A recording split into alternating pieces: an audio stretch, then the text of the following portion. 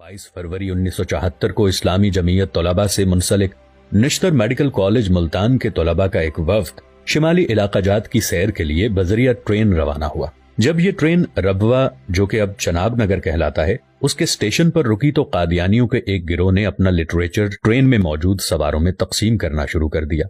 वो लिटरेचर जब सैयद मौदूदी की फिक्र से रोशन दिमागों के हाथ में पहुंचा तो वो हैरत ज़दा हो गए। चूंकि वो जान चुके थे कि ये कादियानियों का लिटरेचर है, तो उन्होंने तकसीम करने वाले कादियानियों से इससे मुताल्लिक बाज़पुर्स की। करीब था कि जमीयत के तलबा और कादियानियों में झड़प हो जाती, लेकिन लोगों ने बीच बचाव करा दिया। ये तलबा जब सैर से वापस ट्रेन से मुल्तान जा रहे थे तो कादियानी, जो पहले ही से इन तलबा की वापसी के मुंतजर थे और इस दौरान इन तलबा को सबक सिखाने का मंसूबा बना चुके थे, कादियानियों ने रबवा स्टेशन पर ट्रेन को जबरदस्ती रोक लिया। उनके पास ये बाकायदा मालूमात थी कि तलबा ट्रेन की कौन सी बोगी में सवार हैं। उन्होंने एक बड़े हुजूम की सूरत उन तलबा पर हमला कर दिया। इन तलबा को लाठियों, आहनी रॉड्स, आहनी मुक्कों, जंजीरों से तशद्दुद का निशाना बनाया गया। इस दौरान किसी पुलिस या रेलवे इंतजामिया ने इन तलबा को रेस्क्यू नहीं किया।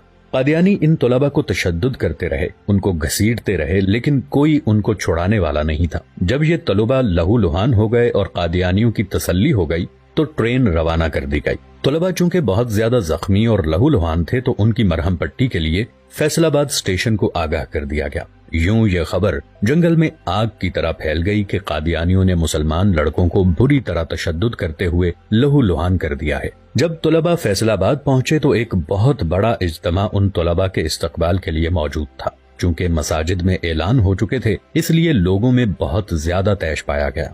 तलबा पर तशद्दुद के तनाजुर में मुसलमानों में एक तैश की सी कैफियत जागी। एक तरफ इस्लामी जमीयत तलबा मुल्क भर में इस तशद्दुद के खिलाफ सरापा एहतजाज हुई, तो साथ ही मुल्क पाकिस्तान के तमाम मकातिब फिक्र से उलमा, ज़ुआमा, सियासी कायदीन और सज्जादा नशीनों ने इस जुल्म के खिलाफ आवाज उठाई और कादियानियत के खिलाफ सफ आरा हो गए। चूंकि मुल्क गिर एहतजाज और कादियानियों की शरंगेजियों के खिलाफ कौम मुत्तहिद हो चुकी थी, तो एक बड़ा इज्तिमा बादशाही मस्जिद में मुनक्किद हुआ, जिसमें सैयद मौदूदी, नवाबजादा नसरुल्लाह मल्क, मुफ्ती महमूद, शाह अहमद नौरानी, गुलाम गौस हजारवी साहब और दीगर कायदीन मौजूद थे।